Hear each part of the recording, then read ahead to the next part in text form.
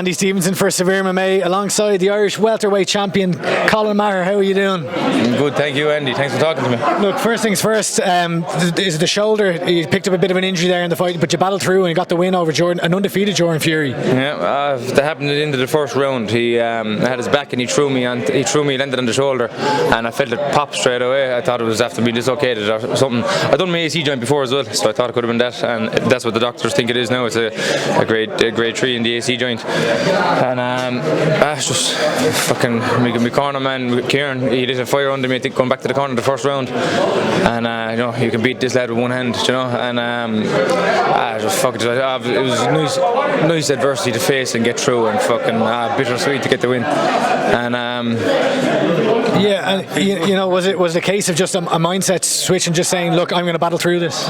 Yeah, it was just like fucking my arm was obviously in a lot of pain, but there's no quit. Like, I didn't get tapped, he didn't finish me. I'm fucking still here. It's a fight. It's like I'm gonna go out and fucking fight until do what I can. I have other weapons, and it's like there's no unless he fucking catches me. And I loved it. It was a nice challenge, to bring out the best in yourself. You have to dig deep in things like that, and he's a tough lad, and as I said, undefeated coming into this. He has a belt for Colin, and but I've watching these lads the last couple of years. I've seen all these new faces and people blowing them up, this, that, and the other. But it's like, it was like.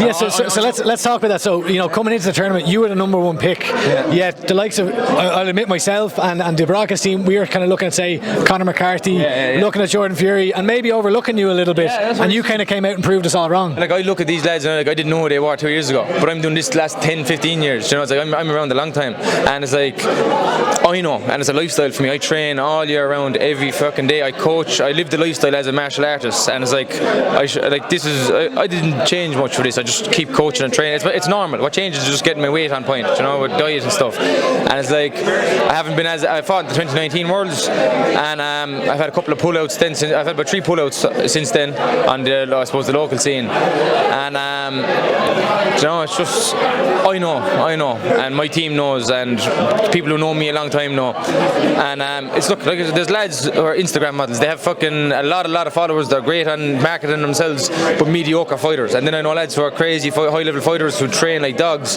don't even have an Instagram account.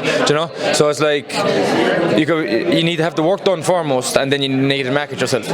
So you got to walk the walk if you're going to talk the talk. Yeah, and I'm training my whole life. I know I have the work done, and now I'm just like getting the opportunities to showcase that when life falls into place, when there's no injuries, when you've no, and man, a lot on my plate this week now that people don't know about, but fucking makes this special. So, and after the decision versus Conor McCarthy, a little bit of a contentious one. Did that put a chip on your shoulder? The fact that people were maybe saying, "Oh, I thought Conor won that one." Yeah, but look, me and him are in there. I know I fucking won that fight. I won all 3 rounds against him. Well, the second round I know was close. I was a bit more laxy-daisy and a bit slower to kind of. I didn't want to. I was trying to fight smart. It's like I knew I'd out-grapple him. I'm confident I can out-strike him, but again, he had nice sharp, fast hands, and he closed the distance quick. But again, he didn't catch me like my face shows. My face tells the results of the fight. He didn't catch me right and clean.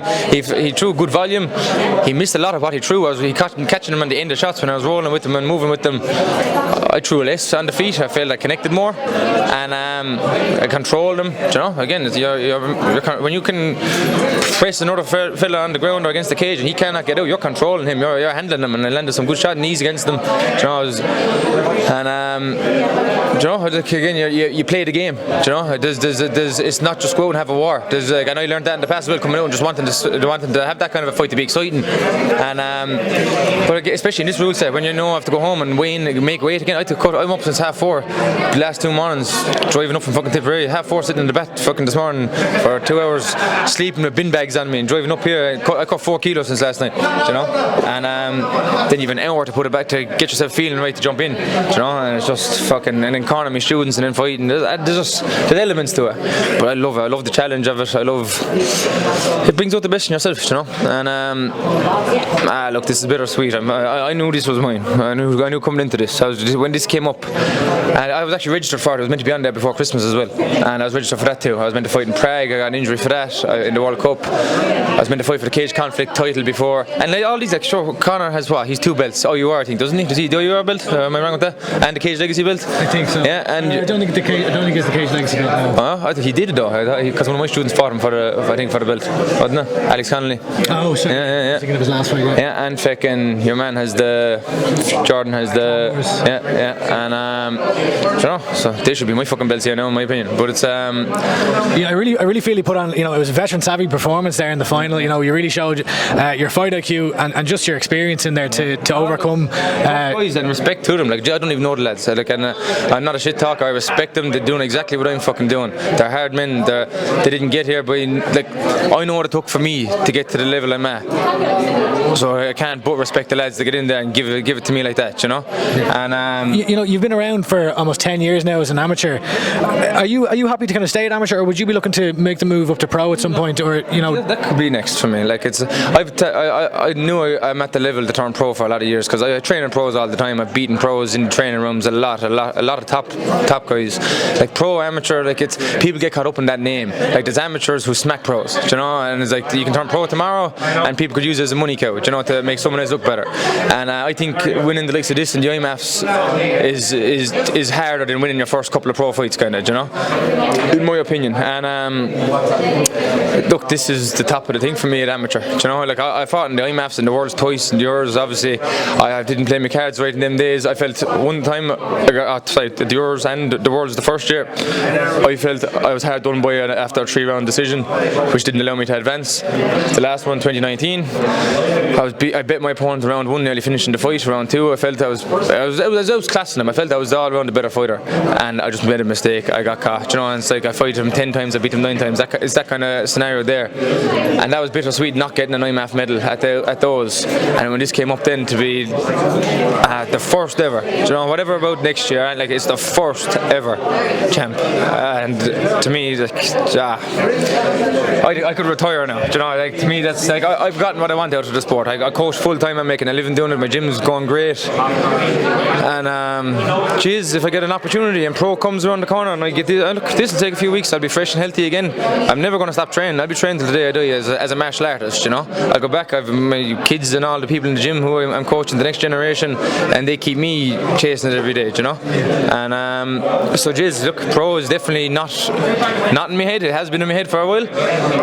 I'll go home, get healthy, and see what opportunities come. You know, I'll stay ready. You know, and I'll never say never. Like, it does interest me. So if I get an option for a good pro fight, it'd be nice to turn pro and just say, right, I'm a pro fighter now. You know, just have that. So, but as far as the amateur scene, nothing's going to top this for me. You know, so it's like, and there's no one else in Ireland right now who excites me. It's like, you know, there's young lads coming up and they're building names and stuff. But like, I could be the 28-year-old fighting these new hungry fucking 18, 19, 20-year-olds, or you know, I could now go and try and make a bit more money. It's just a different path now if I turn pro. So you mentioned, you know, you used the word bittersweet a number of times there. Is that because of the injury here? Like, do you think that will rule you out of the Super Cup now in a couple of weeks? Yeah, the doctor said this will be a good 6 to 8 weeks type thing. Now I've done my AC joint before, and on both shoulders, and yeah, it's a nasty little injury. It takes a while. And you mentioned, you know, you're a man, you're spinning many plates. You know, yeah. You're fighter, gym owner, and now also promoter, right? So you've got Premier FC coming up in a few weeks. Talk to us a little bit about that. What people see, you know, there's a lot that people don't. Life is busy, life's crazy. This has been an exceptionally mad week in my life, and look, for different reasons. And yeah, but that's the fight, isn't it? That's the fight. You have to fucking deal with whatever shit's in your path, you know. And well, congratulations today, anyway. Irish national champion welterweight, Colin Meagher. Congratulations. Legend. Appreciate it. Thanks, Andy.